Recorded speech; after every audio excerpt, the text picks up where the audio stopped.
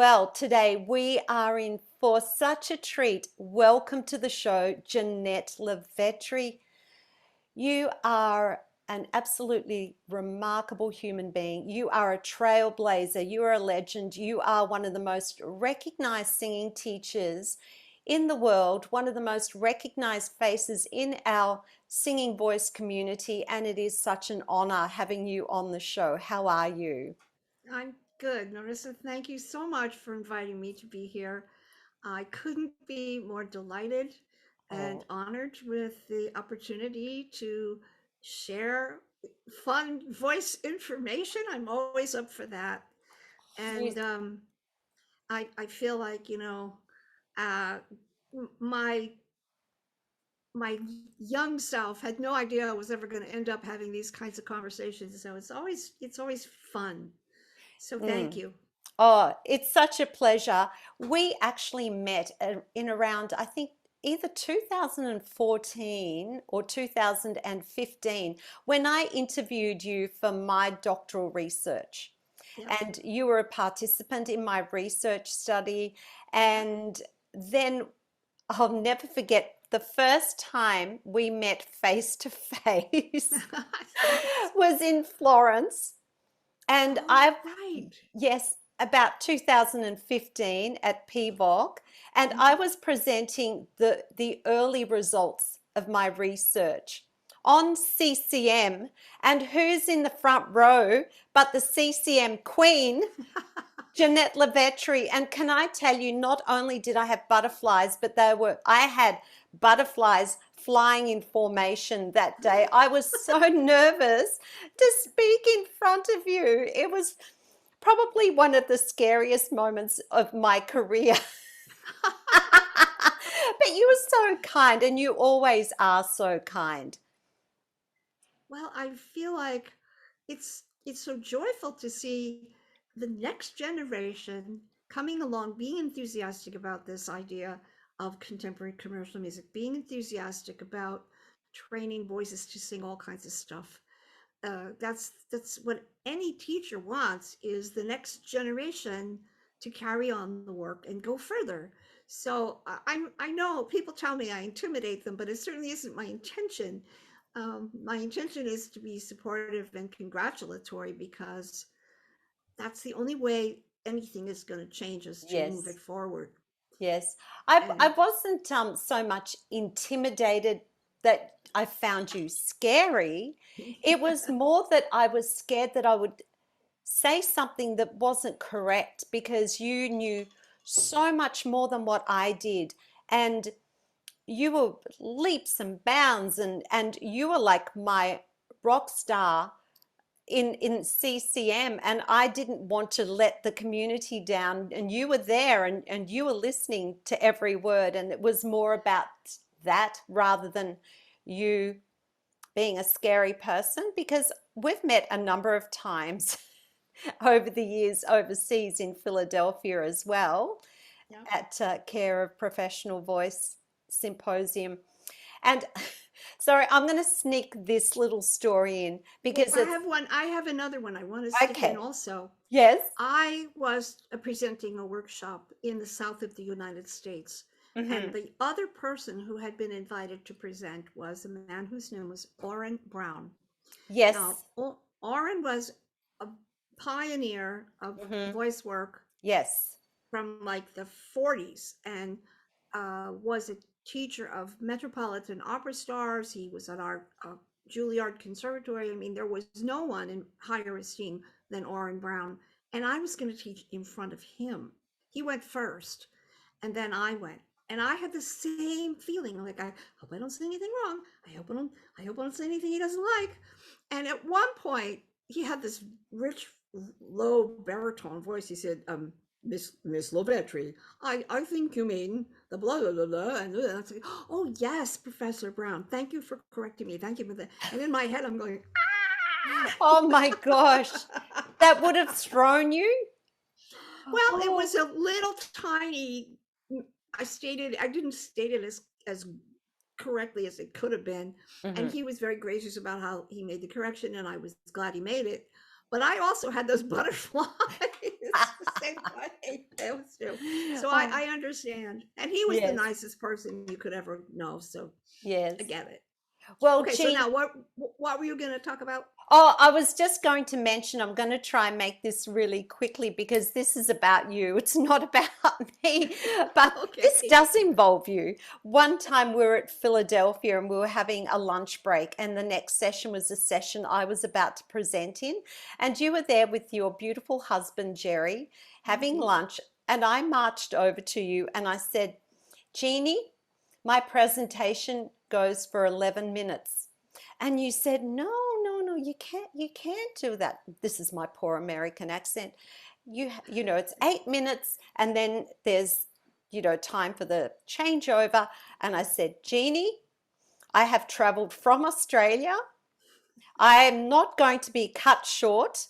I am going to speak for 11 minutes and you can ring the bell and you can do whatever you like, but I ain't stopping. And I remember your face and you went, okay. I don't know if you remember this. I And don't. and then there's the little light that goes from Mhm. green to amber to red Right. so that Yeah. you know to stay on time. And Right. you were chairing the session with a European gentleman, obviously a Hmm. classical singer because he looked Yeah. very formal. Yeah. And so I was presenting, and in my peripheral vision, as the amber light turned to red, I could see him starting Yeah. to get a little bit antsy. And you Uh-huh. put your hand over his hand and you stopped him. I don't remember that at all. You did, oh my gosh. No. Because I remember telling our good friend Irene Bartlett that Yes.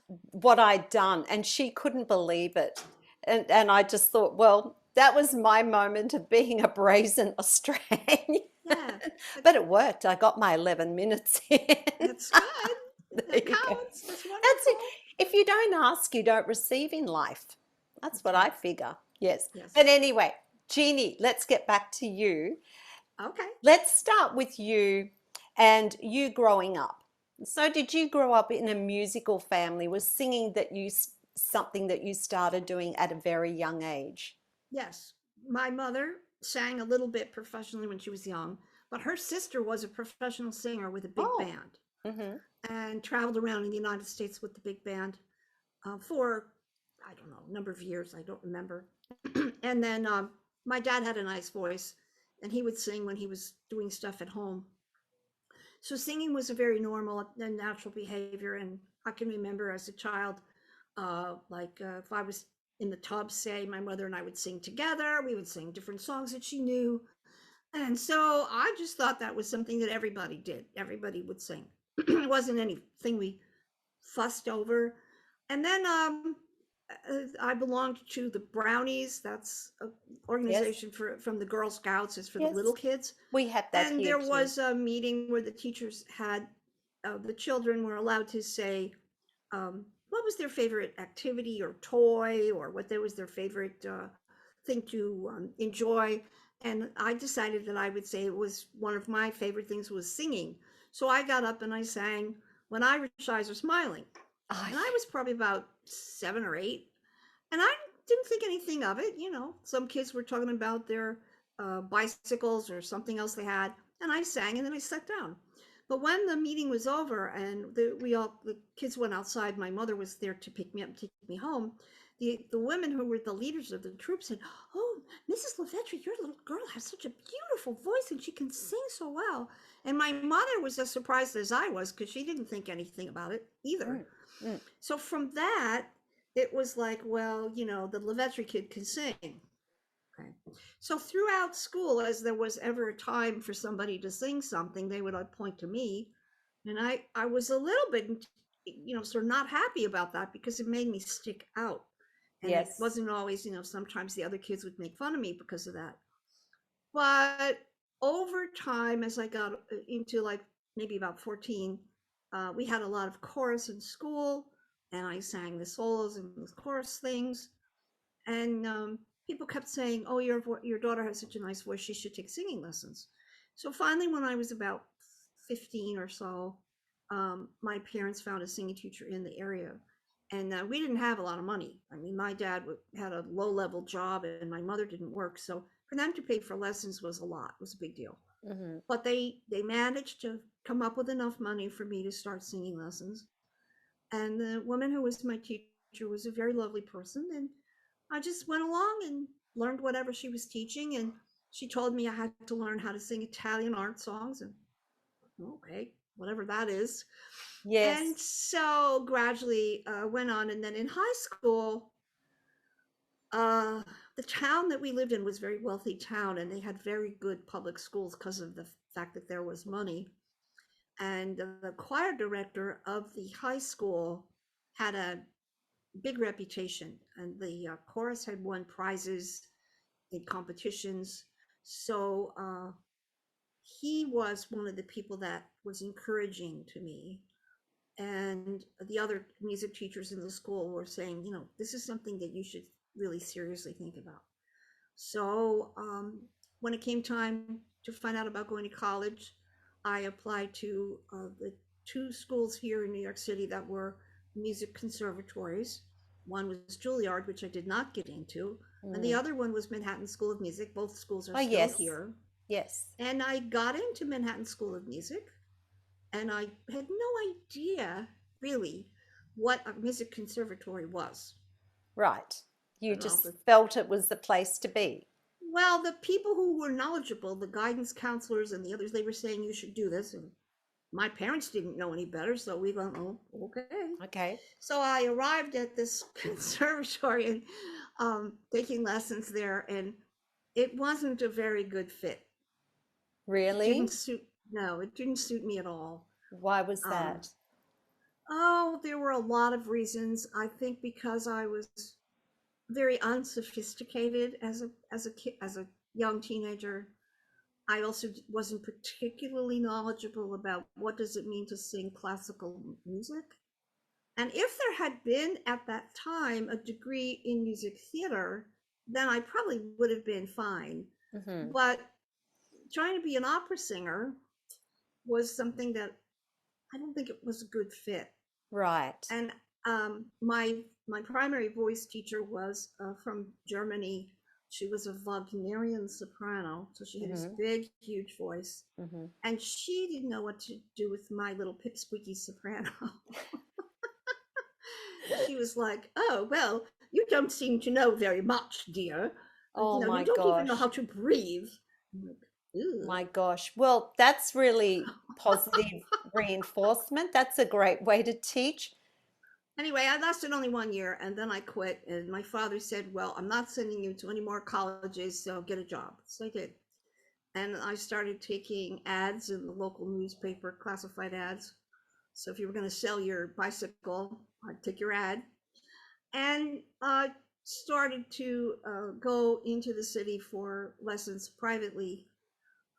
And once a week, I'd come into New York and take lessons. That didn't go very well either Really? because because the teachers that I found, which were, asking somebody to recommend a teacher, they didn't really know what to do with me. And I studied with a woman who also had been a big opera singer, and the woman whose lesson was before mine on a Saturday, I would come in on the train. She had the biggest, loudest voice you could ever imagine. And then after her lesson was over, I would come in with my little Oh my gosh. and this teacher was like, "Oh, did you hear that woman whose lesson was before yours? What a magnificent voice she had." And I was like 19 and was like, "Yeah, okay, uh-huh." Mm. And then after a while working with her, one day she told me I had a deformed tongue. And I was Okay. heartbroken A because I thought, deformed tongue. yeah, I thought, oh, well, no wonder I'm not getting anywhere. Like, why didn't anybody ever tell me that before? I mean, I'm 19 years old. I should have known that by now. So I was crying all the way home and the hour on the train. And then somewhere in the back of my mind, the little voice went, "That's crazy." And I Thank thought, goodness. oh, wait, I've been singing since I was 7 years old and nobody threw tomatoes at me. Maybe that's not what's going on here. So that was the first moment that I realized, I guess I'm going to have to figure this out for myself, Wow. because some of these teachers said the craziest stuff. And the one before, the one in between those two, she was like, oh, everything you do is marvelous, my dear.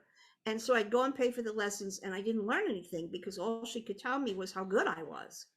So I thought, that can't be. I mean, there must be lots more for me to learn, but she couldn't tell me what it was. So you had two So, extremities. You had one yep. teacher who was telling you how brilliant you were, and the other teacher tearing you apart. Right. Well, So, you it know couldn't be what? either Uh, of those. You Yeah, had to be yeah. in between, right?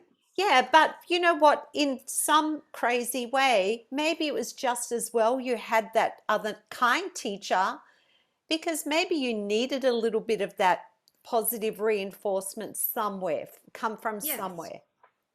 Yeah. And I didn't really have a lot of, I mean, my parents were supportive, but they were uneducated people and they didn't really have anybody around that was educated. So I didn't have any support in that sense. Mm, And then there wasn't anybody who was musically around that was more knowledgeable. So I was always kind of past that point, I was on my own.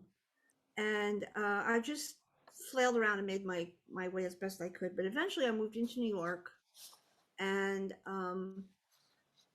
once I got here, I began to meet more people who were professional. And around that same period of time, um, I had been involved in music theater in the town that I lived in, where the people doing it were New York professionals. They were Broadway professionals who lived in the suburbs where I lived, about an hour. I was about an hour outside of New York City. So I had very good exposure to these New York professionals, and I started teaching other kids, young people, teenagers. And by the time I came to New York, I was 26.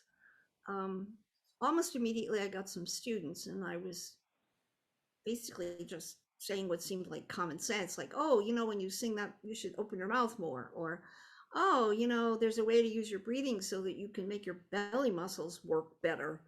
And okay. just that was enough to help people, you know. Okay. So you were basing what you were teaching at that time on what you felt was working for you, perhaps?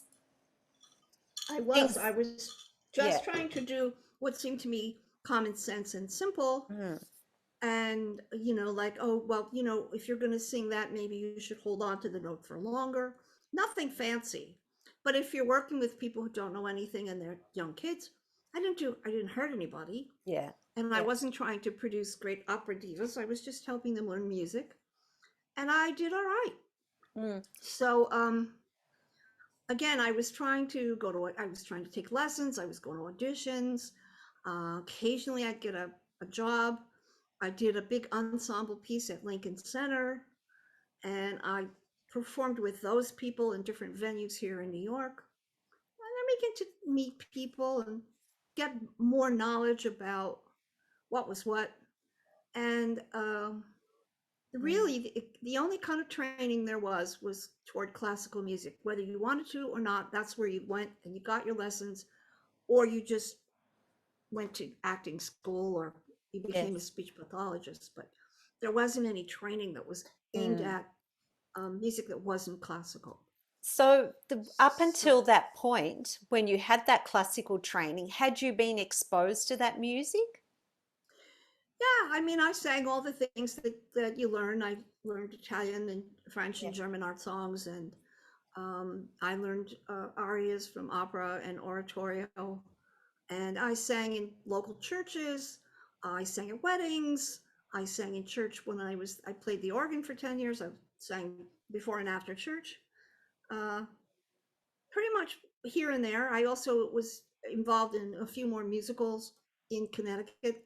Then when I came to New York, I got in a few little off Broadway things. Hmm.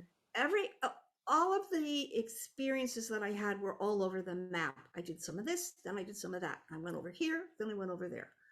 And everybody else my age was in college, learning in a sequential way in an academic circumstance.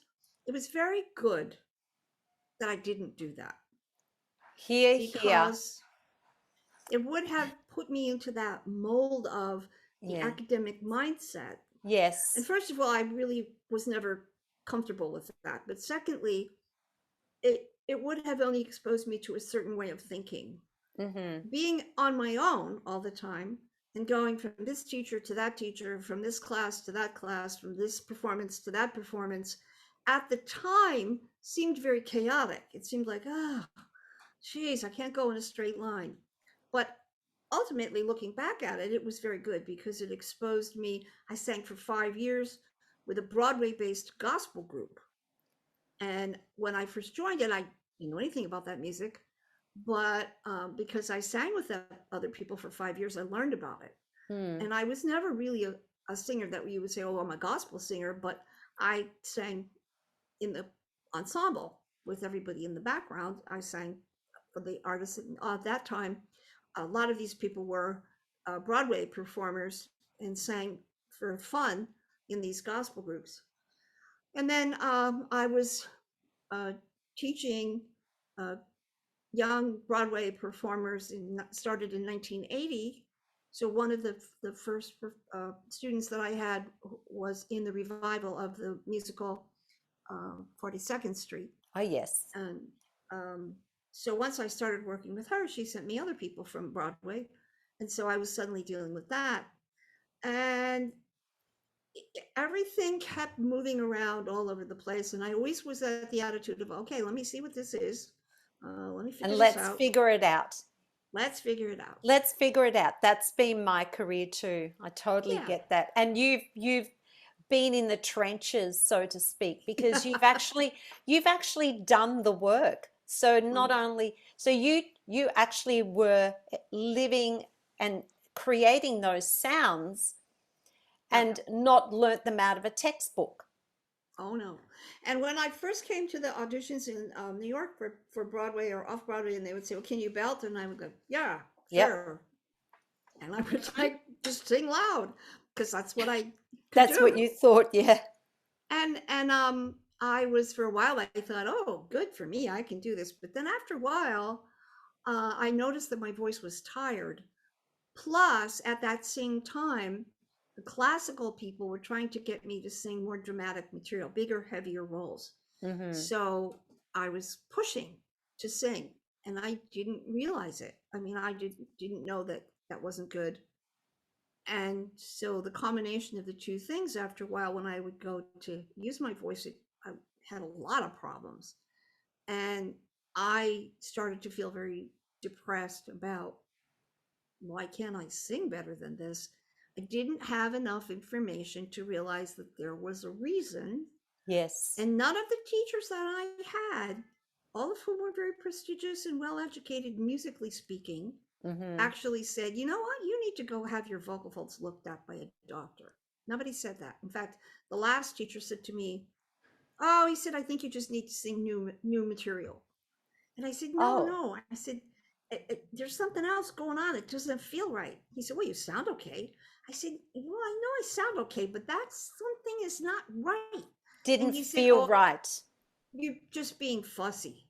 And this Oh. was the man I had studied with for like 6 years. I mean, I was, and I thought, I can't explain it, but something isn't what it needs to be. And I don't know what to say about it. Mm. So again, I was on my own, and I was 29. I'd been studying for 15 or so years. Yes. Some of these teachers were very famous, very expensive. Yes. And I was lost, just lost.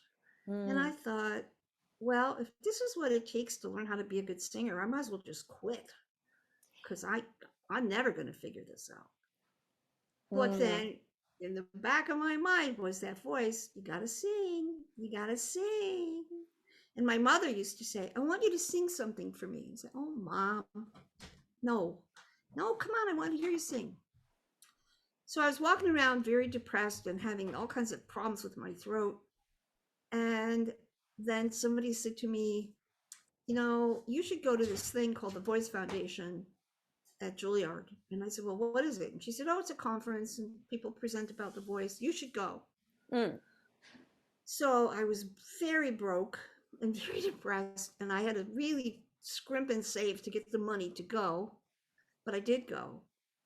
And then I came into this lecture hall. It was at Juilliard at the time, Yes. and they were talking about the larynx and vocal folds, and they were talking about vibration patterns. And I thought, wow, what is this? So you have to remember, this is 1978. Yes, yes. My first experience at that conference, I felt exactly the same. That's why I'm laughing. I'm going, what the hell are they talking about?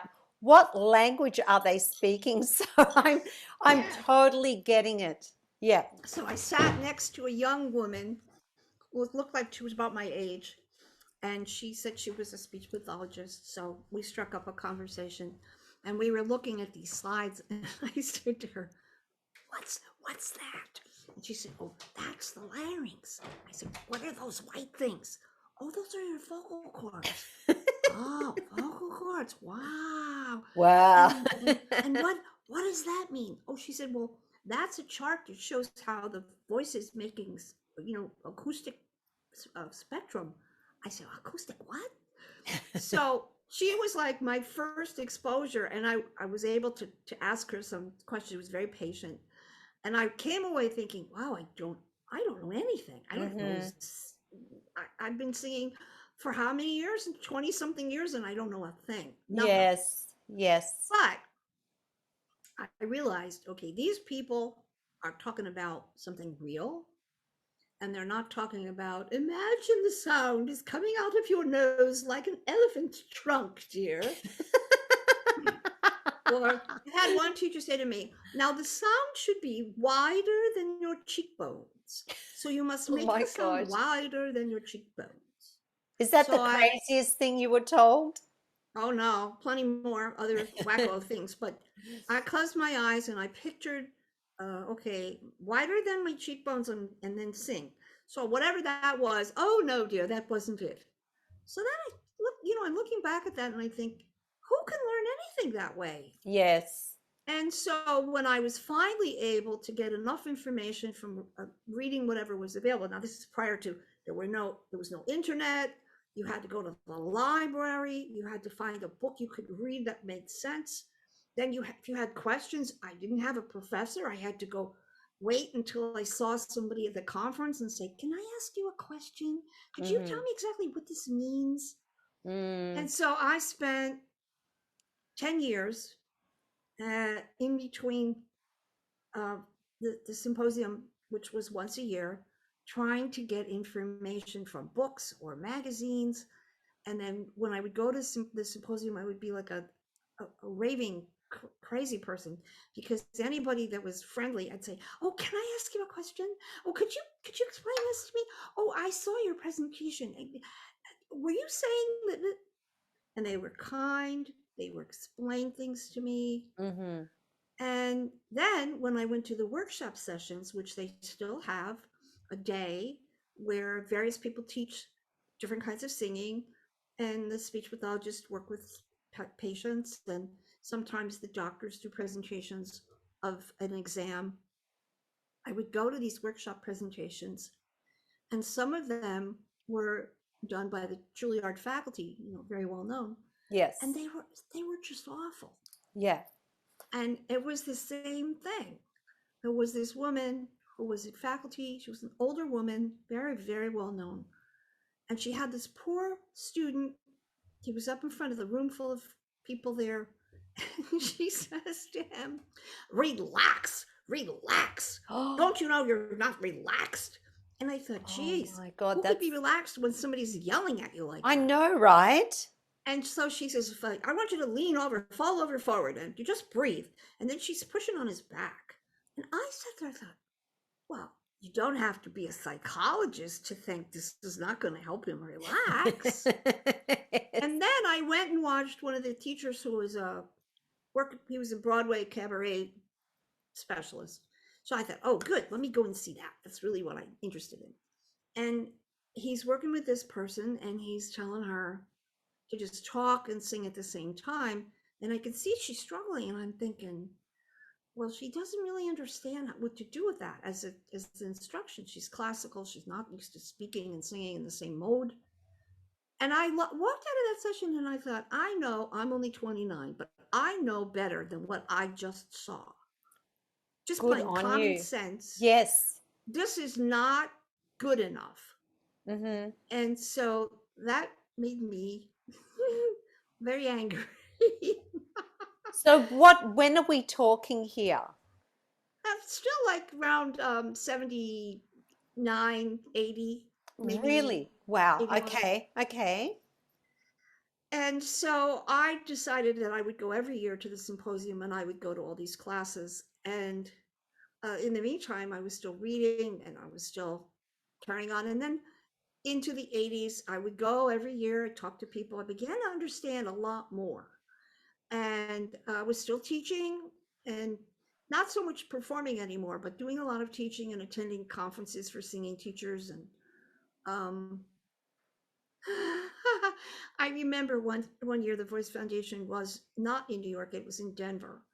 It was just the one time; it was not here before it moved to Philadelphia, where it is now. And this guy he was working with a classical baritone, and my ex-husband is a classical baritone, and I knew this repertoire because of him. Mm-hmm. And the teacher is banging on the piano, going, "You're not listening to the note. You're not listening to the note." And I'm thinking, well, the man is singing very difficult classical aria. He's got to hear the note. That's not the problem. The problem was the guy's throat was very tight and he was struggling to reach the note, so he was slightly flat because his Yes. throat was tight. Yes. So I was sitting there with all these people taking notes, and the poor man is struggling, and I just lost it. And I raised my hand and I said, "Excuse me, how do you know he can't hear the note? Did you ask him?" And then he said, "Oh no, now it's just fine." Everybody gave me dirty looks. Of And course. I said, "Oh, I'm sorry." I said, I just, he said, "It's fine, dear. We're here to share all opinions." So he then had the young man sing an aria. And when he was in the music, all of those problems he had went away. Mm-hmm. And it was like, I wanted to say, "Oh, well, suddenly like has a new larynx just because now he's singing music and he doesn't have those problems." Or was the problem what you were instructing him to do, that his throat was tight in the first place? Mm. And again, that was when I thought afterwards that this just doesn't work. And I actually went back home and wrote a letter complaining. This is not, I didn't pay a lot of money and travel all the way out to Denver, which for me at that time was an extremely huge expense, to Yes. listen to people Yes. teaching Yes. who don't know what they're doing. Yes. So did you write to Robert Saddleoff? No, I wrote to Dr. Gould because Dr. Gould was still in charge at the time. Okay. Wilbur James Gould was the man who started the Voice Foundation. But as they were going on and I began to talk to people and know people, I think it was probably in like 1986 that Dr. Saddleoff began to take over. And one of the first things when I was speaking to him, I said, if you would ever like somebody to talk about music theater, I would be really honored if you would consider me. And he said, okay. He said, why don't you teach for the workshops next year? So that following year was the first time I was presenting in the workshops. And was it And the first time they had a musical theatre representative? no, Okay. that's why this other guy, the guy that I had seen, the first guy that was cabaret music theater, who really was a very nice man who didn't know what he was doing. Mm-hmm. And while I was demonstrating, Dr. Sumberg came in and was watching me teach. And then afterwards he said, "Yeah, that was very interesting what you're doing. I have never seen this." He said, "If you ever come to Stockholm, you should say I will do some research with you." And so Wow. I knew by then, I had been attending the symposium for like 12 or 13 years. I knew who Dr. Sumberg Mm-hmm. was. We And all I know thought, him. gee. Yes. So I went home and I called somebody in Copenhagen who was someone I knew who did singing. And I said, hey, can you make a workshop for me in like November? She said, yeah. So she cooked up a workshop for me in Denmark, in Copenhagen. And I was able to call Dr. Sundberg and say, guess what, Dr. Sundberg, I am going to be close by. I'm going to be in Copenhagen. You said you would be interested in having me come to your lab. Is that still true? And he said, yeah, you could come maybe in November. I said, yes. I said, I can do that. So that's what happened. I taught the workshop in Copenhagen, Oh. and I took the ferry over to Aarhus, which now they have a bridge, but then it was a boat. Yes. And he spent 5 days studying my throat, just me. Really? Uh-huh. So And what was he he had, doing? Was it like stroboscopy or yeah, it what? was a nasal stroboscopy, and I Mhm. was going, well, I was, what he saw me do was I was talking about singing like a classical singer. And then I would, go to a belty place, and then sort of mix was in da da da da da. Well, he had never seen anybody do that before. That was completely unknown to him. He was used to working only with classical singers, and at that time, that's all anybody did was classical singers. So we spent a lot of time going in and out of classical or head register, and then belty chest, and some mix back and forth, back and forth, back and forth. And I stayed in his house, and I lived with his family, That's and incredible. I had a private tutoring with Johann Sundberg for 5 days. That is incredible. Uh-huh. And so I was able to ask all kinds of questions, and I had his book, and I would say, Dr. Simberg, I don't understand this page. What does this mean? And he would tell me. Mhm. So by the time I came back, I really understood not only what was in the book, but what I was doing. And it really gave me confidence to say, okay, now I know what I'm talking about.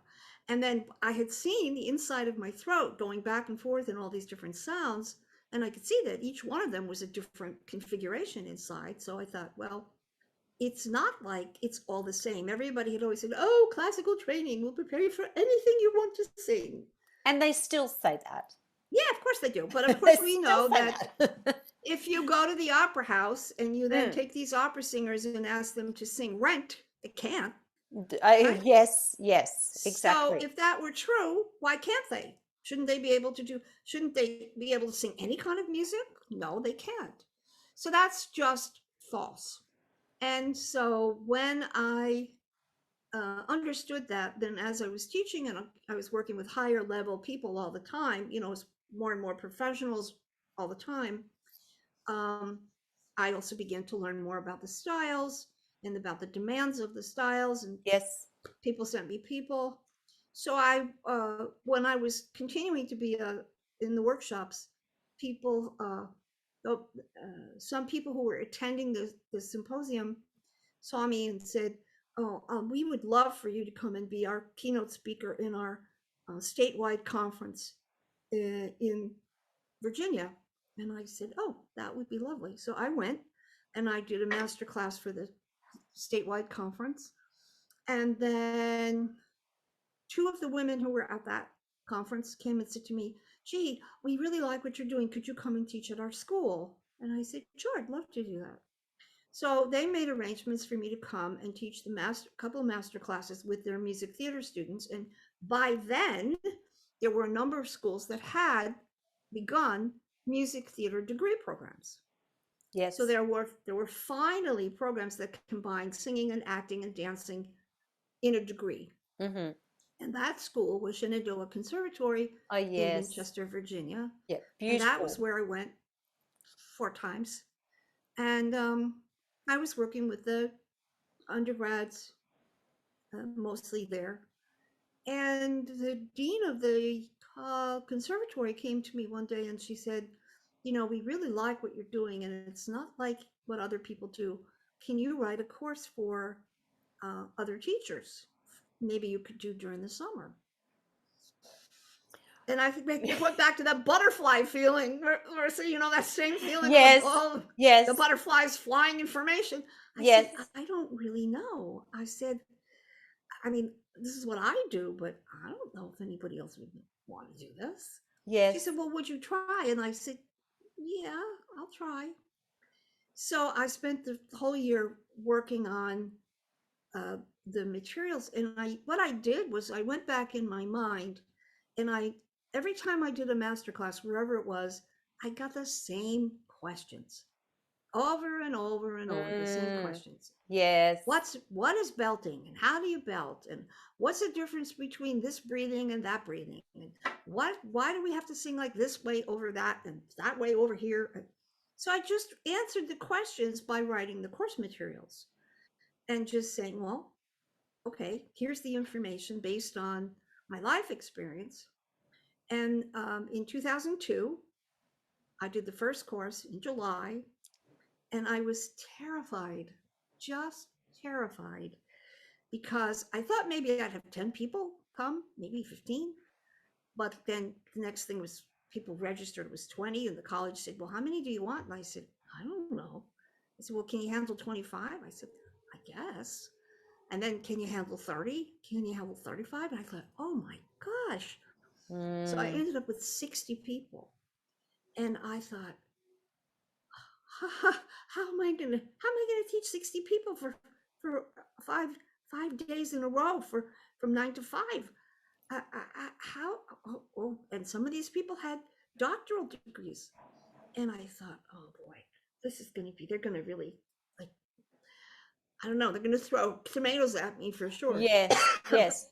But it just goes to show that by then, so we're 2002.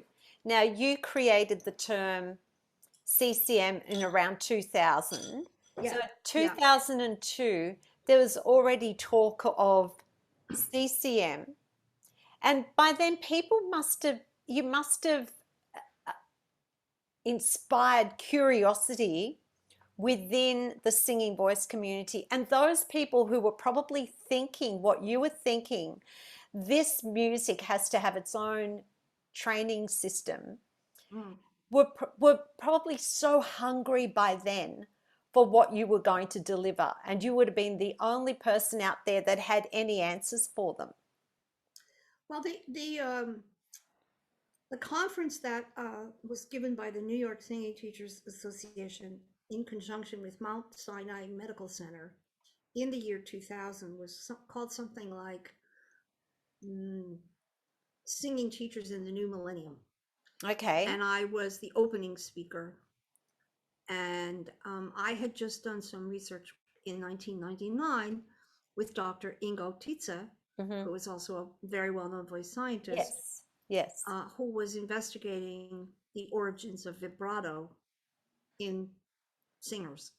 So when I was with Dr. Tietze, I spent 4 days with him too, and got to ask him all kinds of questions. We talked a lot about every kind of singing thing, but life too. Yes. And they stuck electrodes in my vocal cords. Oh my gosh. So they had a medical doctor, and I had my throat had a hole in it where they put the wires for Oh, the what? electrodes. And Is that an so EEG? Is that what yeah, that is? Yes. Okay. EEG, right. Yeah. So I had 3 holes on one side and 4 holes on the other side, where they were trying to put the electrodes on either the cricothyroid or the thyroretinoid while I was making sound. Mm-hmm. And you could literally see the wire sticking out of my Oh, throat oh my and God. from my inside the larynx. And I did this test that Dr. Tietze had thought of, and I was asked to sing specific pitches repetitively while they turned up the juice on my vocal cords. And so when they did the cricothyroid muscle, the head register sound, I was able to go all the way through the whole test. And at some point, I was also being asked to sing without vibrato.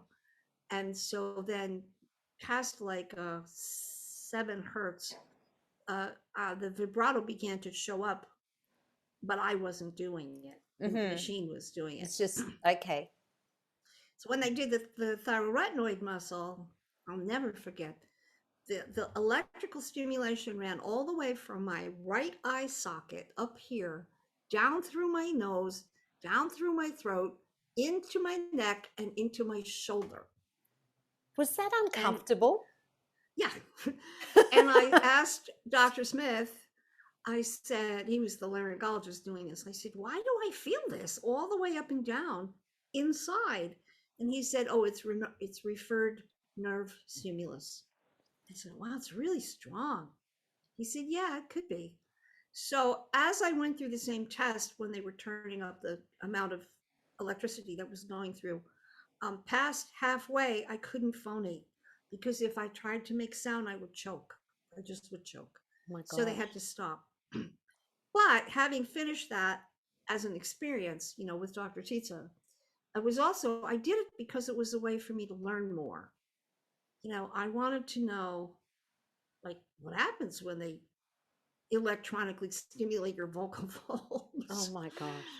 And so I was willing to go where I had to go, wherever it Mhm. is, to find out more, to learn more. And when Dr. Simba published the research that he did with me, which was published first in Sweden and then published in the Journal of Voice, um, it was a breakthrough paper because no one had ever studied somebody who could sing in so many different ways. And it really sort of opened up the idea that there's more than one way to sing.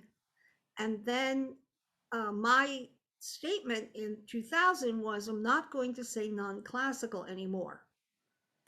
I'm going to say contemporary commercial music So, because yeah, sorry. we don't want non-classical No, no, anymore. yes, exactly. So, in what forum or in what context did you introduce that descriptor? Well, that was at the conference, the singing Okay. teachers in the new millennium. Mm-hmm. And so there were like 300 people there, and Dr. Were Titsa they was there. were they singing teachers or Mostly singing members teachers, but of? there were some medical people. So there were a few speech pathologists, some medical doctors. The Mount Sinai's Grabscheit Medical Center is a endowed center within the hospital complex, which was set up by money left from the estate of Dr. Grabscheit, and he was a laryngologist for many, many years here in New York. And he treated just about every famous singer that there was. Mm, So this is a dedicated facility within the hospital, primarily aimed at voice patients. yeah. So it was a combination of the New York Singing Teachers Mm. Association and Mount Sinai, at which I was the opening speaker, and I stood up and said, "This is what I'm going to do." And I got a lot of pushback at first. So I you said, got "Well, up there, sorry, and you said, okay, from this point on, we are not calling this music non-classical or music outside of classical. We are going to call it contemporary commercial music styles. yeah." Is that And what? I said, "I am not going to any longer." When somebody says, "Well, what do you teach?" "Oh, I teach non-classical styles." I said, if somebody said, "Well, I teach non-medicine," or "I teach non-law," I said, that would be incredibly stupid. Yeah, What does and it that makes mean? It no doesn't, sense. no Yeah. sense. So I said, I'm not going to define what I do, but what I don't do. So this is what I'm going to call it, and I'm not going to use non-classical anymore. And so the word went out that I had created this terminology. And then when I was at Shenandoah, the first year I called it music theater, vocal pedagogy. But then the second year, I called it contemporary commercial music, and I named the institute the Contemporary Commercial Music Vocal Pedagogy Institute. And a lot of people said, "What is that? What is contemporary commercial music? What is that?" Mm-hmm. And I said, "Well, it's the new way we're describing the music we used to call non-classical." And I made analogies with people that would object. I said, well, here in the United States, if you say contemporary music, you could mean either classical music or other styles of music that the composers are alive and it's happening right now. If you say commercial music, it generally means the music you would hear in a commercial venue, so like a club or a Mm. theater, Or on the and radio. or on the radio or television as a commercial. I Yes. said, so, the two terms together don't have a previous history. And that's why they need to be together, because one or the other does have a history, but the two terms together don't. And then people said, well, but there's other CCMs. I said, yeah, I know. We Mm. here have the Cincinnati Conservatory of Music, which is a very well-known CCM. And we also have contemporary Christian music, Yes. which is a Yes. CCM. That's the And I one. said, but Yep. if you, by then we had the internet, I said, if you go online and put in the initial CCM, you'll get 45 organizations that are CCM. Contemporary Connecticut Council of Municipalities and Yes. all kinds of other things like that. I said, so Yes. what's one more? It's one more. That's all. One more And for the road. so, yeah, the main thing that the reason that was important was because it broke the glass ceiling in the mindset of people who said, well, there's the real music, which is classical music, and then there's that other stuff that's not really anything, it's just It's just, non-musical. yes. And so I'm saying, well, excuse me, but that's just ridiculous. And the music that came out of Europe from the 1500s to the 20th century has its own validity, but some of the music that arose mostly in the United States came from the local people who created their own music in church or in the community or in their families. And a lot of that music was influenced by the people who came here and were enslaved. So the African and Caribbean peoples who were brought here, who brought very little with them, but they couldn't take away their music. Their That soul. Mm. that came with them because it Yes. came from their heads, their hearts. Yes. Yes. So while as music was used, one of the few things that the enslaved people were allowed to keep was their music, which they still had to hide, but they would go into the woods and they had little small places where they would meet and they would sing. And so that came up from the bottom of the society all the way it bubbled up. And then at the beginning of the 20th century, when we began to have the very first microphones and the very first movies with sound, suddenly millions of people could hear music instead of just hundreds of people. And the music became very popular. So we had early jazz, and then we had the movies, and the vaudeville people became well known. So it has different roots, it has different origins than music which came from the church or from the aristocracy and the nobility and sort of filtered down from on high. And I said, if we look at this music, the only thing that's different is in each country there is folk music which is endemic to that culture. So, the folk music of Scandinavia is different than the folk music of Spain. Yes. And Yes. here we have folk music in different places that have different traditions. But other Mm. than that, we have the music that came from the people. And here in the United States, we have a very famous painter whose name is Grandma Moses. Now, Right. Grandma Moses' paintings now sell for millions of dollars. And she was one of the very first painters who was recognized in the art world for being an untrained artist who was very, very, very good. So she would sit in her farm and she would paint the area around her farm. And she painted very detailed paintings. And somebody saw them and go, wow, these are really, really wonderful. Mm. So she was brought into the art world and people began to celebrate her work and her, and she became more well known. And so she was, in a sense, a folk artist as a painter. And we all know, Andy Warhol was also considered, oh, he's just a pop person. He doesn't, what does he know? Tomato cans.